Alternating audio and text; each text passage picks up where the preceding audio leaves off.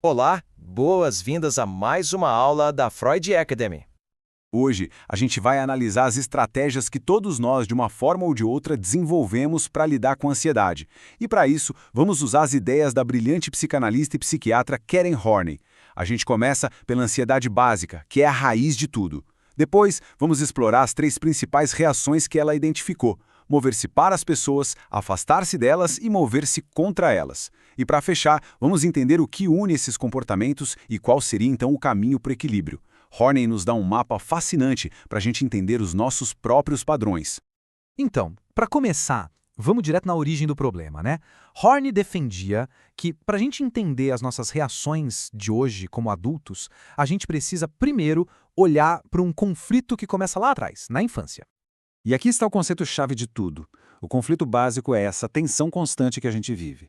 De um lado, tem aquela nossa necessidade profunda de se sentir seguro, amado, protegido. Do outro, a ansiedade que aparece justamente nas relações com as pessoas que deveriam nos dar essa segurança.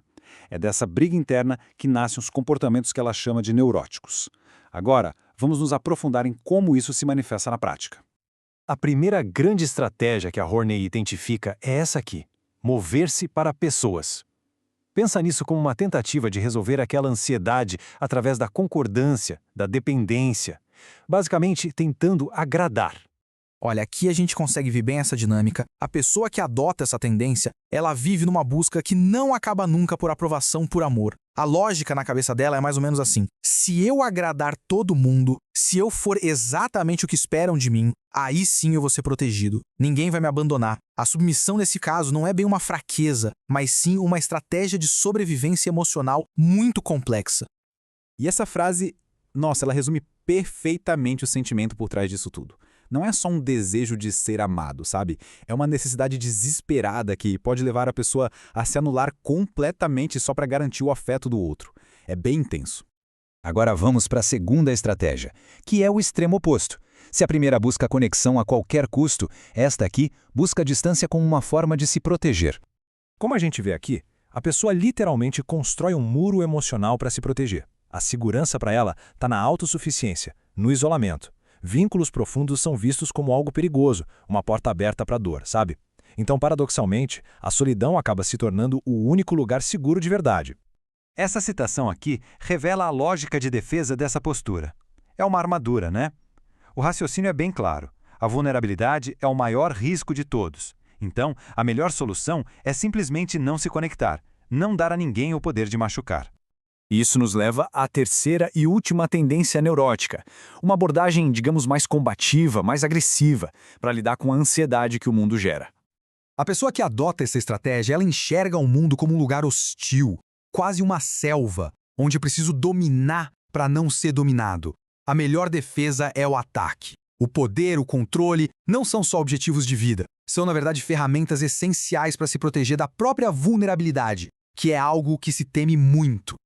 E essa frase captura a essência dessa estratégia. A agressividade, a dominação, tudo isso funciona como um escudo. A crença fundamental é que, se estiver no controle da situação, ninguém vai poder expor ou explorar as próprias fraquezas. Bom, até agora, a gente viu 3 estratégias que parecem completamente diferentes, né? Submissão, isolamento e agressividade. Mas o genial da Horney é nos mostrar que por baixo da superfície elas estão muito, muito conectadas.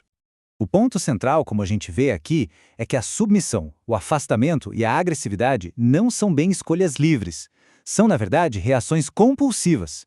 Pensa nelas como 3 máscaras diferentes para lidar com o mesmo problema interno, com a mesma dor lá no fundo.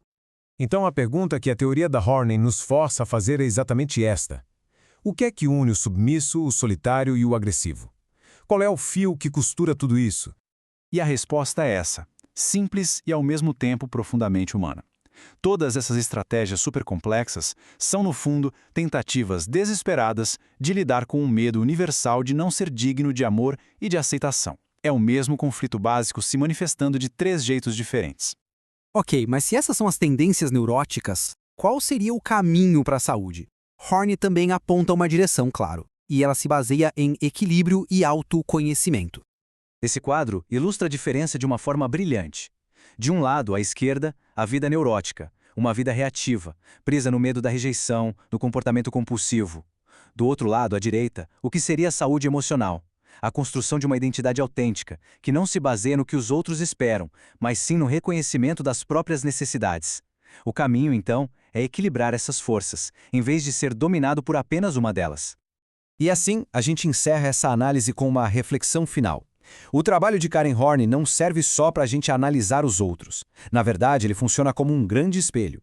Observar essas tendências nos convida a pensar qual delas ressoa mais forte na nossa própria história.